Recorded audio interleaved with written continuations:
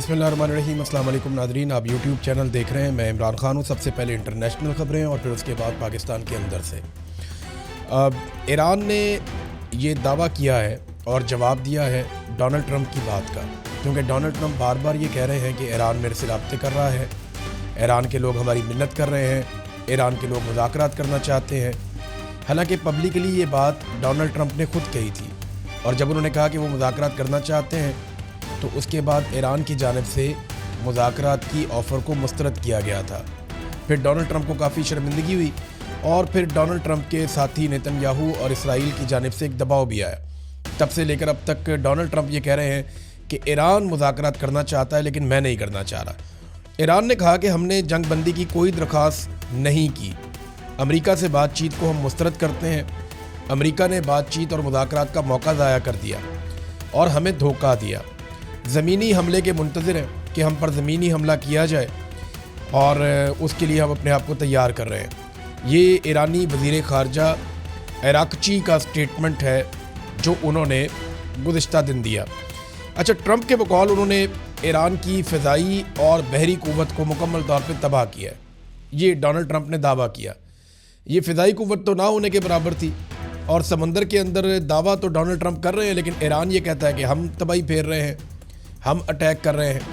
ایک امریکی oil tanker کو بھی نشانہ بنایا ایران نے، اور وہ جو نشانہ بناتے ہیں اس کے بعد فوٹیج بھی جاری کرتے ہیں، وہ بتاتے ہیں کہ ہم نے یہ کیا ہے۔ اور ڈونلڈ ٹرمپ نے یہ کہا کہ ہم نے ان کی قوت تباہ کر دی ہے، اور ساتھ ہی ساتھ انہوں نے وارننگ دی پاسداران انقلاب، جو ایک فورس ہے ایران کی جو اس وقت یہ اٹیک کر رہی ہے، ان کے کمانڈرز کو وارننگ دی کہ وہ عہدے چھوڑ دیں تو انہیں معافی مل سکتی ہے، ورنہ پھر ان کے اوپر حملے ہوں گے اور انہیں نقصان پہنچایا جائے گا۔ ایک اور بڑی عجیب چیز کی ڈونلڈ ٹرمپ نے، مجھے پہلے سمجھ نہیں آئی۔ ڈونلڈ ٹرمپ نے کہا کہ جو نیا سپریم لیڈر منتخب کیا گیا ایران میں، مجتبیٰ خامنئی، آیت اللہ خامنئی کے بیٹے ہیں، ان کے بارے میں ڈونلڈ ٹرمپ نے کہا جی کہ مجھے وہ قبول نہیں ہے، خامنئی کا بیٹا، اور ساتھ انہوں نے یہ کہا کہ نئے سپریم لیڈر کے انتخاب میں مجھے شامل کیا جائے۔ یعنی وہ جو کمیٹی ہے جو فیصلہ کرتی ہے کہ نیا سپریم لیڈر ایران کا کون ہوگا، ڈونلڈ ٹرمپ کہتے ہیں کہ اس کے انتخاب میں مجھے شامل کیا جائے، میں بتاؤں گا کسے ایران کا سپریم لیڈر بنانا ہے۔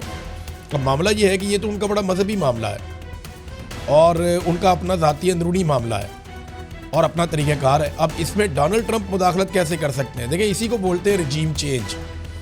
ڈونلڈ ٹرمپ چاہتے ہیں کہ ان کی مرضی سے ہو جائے، لیکن ایران اس کے بارے میں کچھ ماننے کو تیار نہیں ہے۔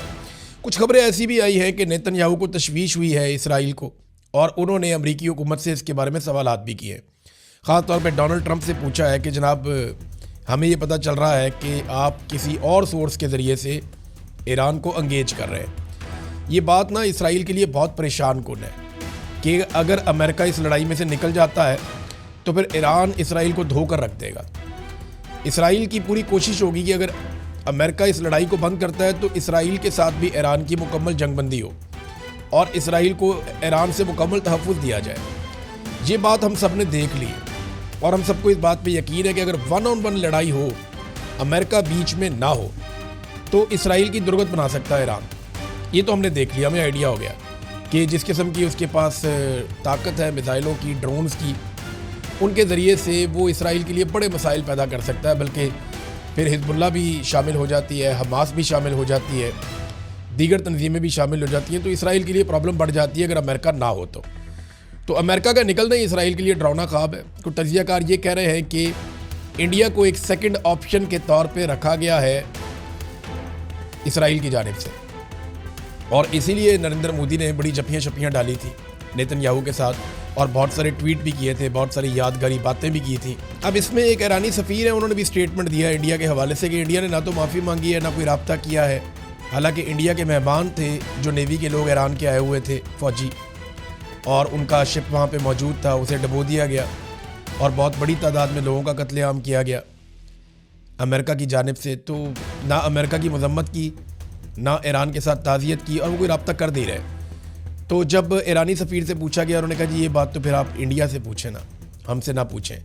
تو انڈیا کے ایران کے ساتھ تعلقات کافی خراب ہوئے ہیں، اور ممکن ہے کہ اسرائیل نے ایک آپشن کے طور پہ انڈیا کو واقعی رکھا ہو، جیسا کہ کچھ تجزیہ کار دعویٰ کر رہے ہیں۔ ناظرین، سعودی عرب کی خلیجی ممالک میں ایک لیڈنگ پوزیشن ہے، اسے کوئی انکار نہیں کر سکتا.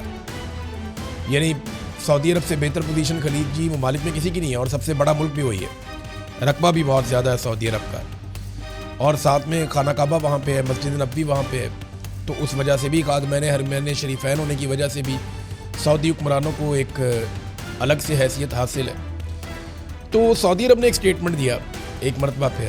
انہوں نے کہا جی اپنی سرزمین ایران کے خلاف استعمال نہیں ہونے دیں گے، نہ فضا، نہ سمندر، نہ زمین. یہ سعودی عرب کا سٹیٹمنٹ ہے. اس پہ ایران نے ان کا شکریہ ادا کیا سعودی عرب کا.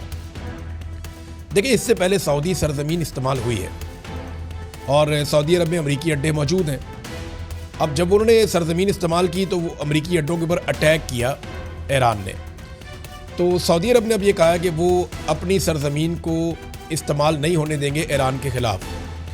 یہ ایران کے لیے بڑی پازیٹیو چیز ہے، اور یہ سٹیٹمنٹ تب آیا جب سعودی عرب کے اندر ایران نے کافی اپنے ٹارگٹ ہٹ کیے ہیں، اور کچھ سعودی عرب کے اندر ایسے ٹارگٹ ہٹ ہوئے ہیں جن کے بارے میں ایران کہتا ہے کہ یہ ہم نے نہیں کیا.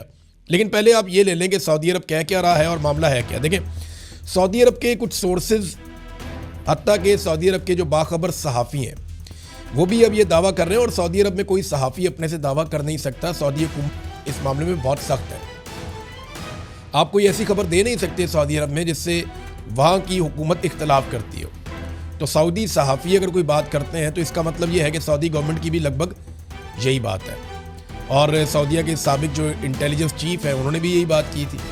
پہلے آپ یہ دیکھ لیں کہ جو سعودی وزیر خارجہ ہے ان کا سٹیٹمنٹ کیا ہے.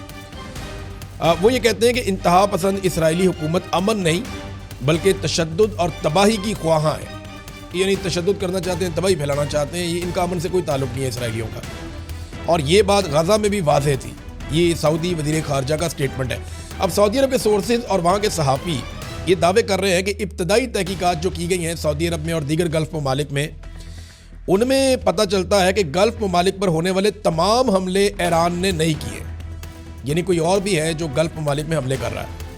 اور اس پہ انہوں نے فردر یہ کہا کہ خدشہ ہے کہ اسرائیل اور امریکہ نے گلف کو جنگ کے اندر گھسیٹنے کی کوشش کی ہے.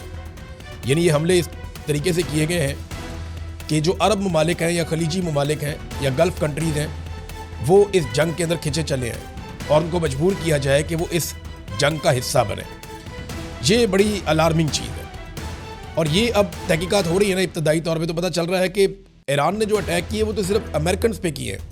امریکن ایمبیسی پہ کر دیا، CIA کے آفس پہ کر دیا، امریکن ریڈارز کے اوپر کر دیا، ان کے کمیونیکیشن کے سسٹم کے اوپر کر دیا، سمندر میں ان کا کوئی ایسٹ ہے تو وہاں پہ کر دیا، جو امریکہ کے پاس بیسز ہیں وہاں پہ اٹیک کر دیا. وہ تو بہت تباہی پھیری ہے. اب ان کی جو ہے وہ سیٹلائٹ فوٹیجز آ رہی ہیں، اس پہ امریکہ کو بڑی تشویش ہے. چین بھی وہ سیٹلائٹ رکھتا ہے، رشیا بھی رکھتا ہے، تو دنیا کو مل تو جاتی ہے. CNN سے بہت تنگ ہے، کچھ اور میڈیا ہاؤسز ہیں، الجزیرہ، ان سے وہ بہت تنگ ہے کہ یہ پوری دنیا کو دکھا رہے ہیں کہ امریکن بیسز کو تباہ کیا گیا ہے ڈرون سے اور میزائلوں سے. تو یہ امریکہ کے لیے جو سپر پاور اپنے آپ کو کہتا ہے اس کے لیے اس میں سبکی اور شرمندگی والی بات تو ہے. ایک اور ناظرین بڑی تشویشناک خبر آئی ہے، یہ امریکہ سے آئی ہے. اس سے پہلے میں نے کچھ اسرائیلیوں کو یہ بات کرتے ہوئے سنا بھی اور ان کے میں نے کلپس دیکھے.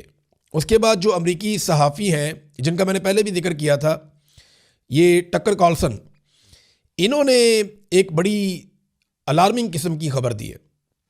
اور یہ خبر پہلے بھی موجود تھی لیکن اب کیونکہ اس کی تصدیق ہوتی چلی جا رہی ہے تو میں آپ کے ساتھ شیئر کر رہا ہوں کہ مسجد اقصیٰ کو شہید کرنے کا منصوبہ ہے.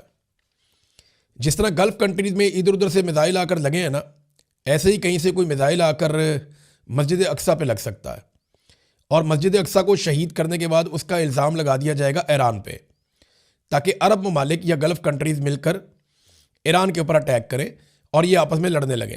اور پلان یہ ہے کہ بعد میں یہاں پہ 3rd ٹیمپل تعمیر کیا جائے. یہ امریکہ کے جو وزیر جنگ ہیں وہ یہ سٹیٹمنٹ پہلے دے چکے ہیں.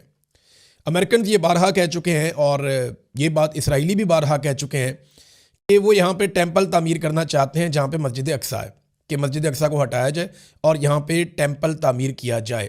اب اس جنگ کے بہانے جب ایران میزائل مار رہا ہے تو یہ کیا جا سکتا ہے، اس کے بارے میں دعویٰ کیا گیا اور یہ امریکی صحافی نے یہ خبر دی ہے.